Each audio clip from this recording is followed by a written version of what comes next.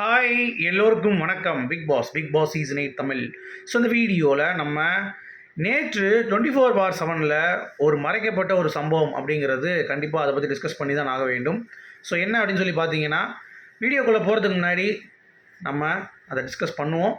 சேனலுக்கு சப்ஸ்கிரைப் பண்ணுங்கள், வீடியோக்கு மறக்காமல் ஒரு லைக் பண்ணுங்கள், ரெண்டையும் பண்ணிடுங்க. இப்போ நம்ம போகலாமா? சரி. ஸோ நேற்று பார்த்தீங்க அப்படின்னா எபிசோடில் அருண் அவர்கள் ஒரு விஷயம் சொல்லுவார் விஷாலை பற்றி.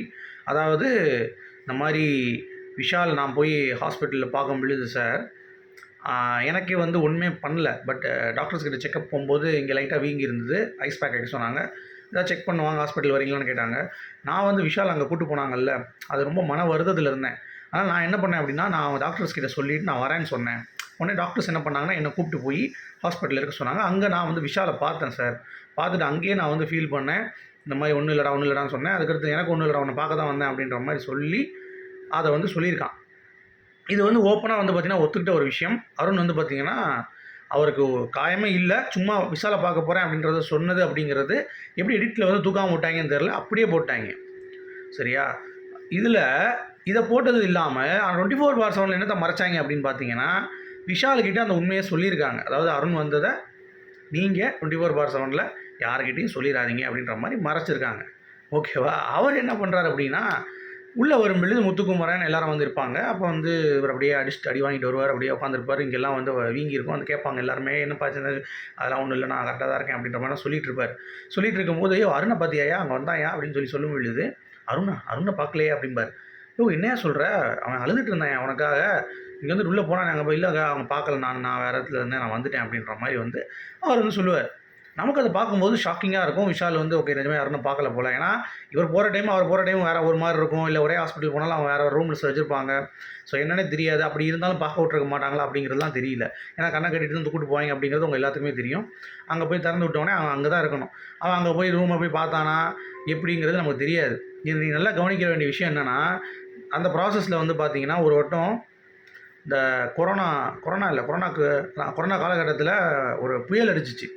அப்போ எல்லா கண்டஸ்டன்ஸையும் பிபி கிட் போட்டுட்டு ஹோட்டலுக்கு ட்ரான்ஸ்ஃபர் பண்ணாங்க. அப்போ ரொம்ப காஷியஸாக இருந்தாங்க. எந்த ஒரு கண்டஸ்டன்ட் பேசிடக்கூடாது, ஃபோன் எடுத்துடக்கூடாது, எந்த நிகழ்வுகளும் அவங்க பார்த்துடக்கூடாது, எந்த விஷயமும் அவங்களுக்கு தெரிஞ்சிடக்கூடாது அப்படின்ற மாதிரி ரொம்ப ரொம்ப டேக் கேர் பண்ணாங்க. அந்த மாதிரி தான் பண்ணுவாங்க. இப்போ அருணும் விஷாலையும் கூப்பிட்டு போயிருந்தா கூட அருண் விஷால் தனித்தனியாக தான் இருந்திருப்பாங்களே தவிர அவங்களை பார்ப்பதற்கான வாய்ப்புங்கிறதே இருந்திருக்காது. அப்படியே பார்த்துருந்தா கூட பேசக்கூட விட்டுருக்க மாட்டாங்க. ஏன்னா அவங்களுக்கு கூட 2 பேர் எப்பயுமே இருப்பாங்க. ஓகேங்களா? ஸோ அது ரொம்ப ரொம்ப பயங்கர காஷியஸாக இருப்பாங்க.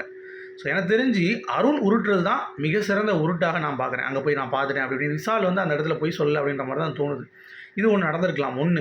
இன்னொன்று என்ன நடந்திருக்கலாம்னா, இந்த விஷயத்தை இங்கே 2 பேர் பேசுனீங்கிற விஷயத்தை பார்த்துட்டீங்கிற விஷயத்தை உள்ளே போய் சொல்லாதீங்க அப்படின்ற விஷால் கிட்ட சொல்லியிருப்பாங்க. அருண் கிட்ட அதை சொல்ல மறந்துருப்பாங்க. அவ்வளோதான். அருண் உண்மையை போட்டு உடச்சிட்டான்.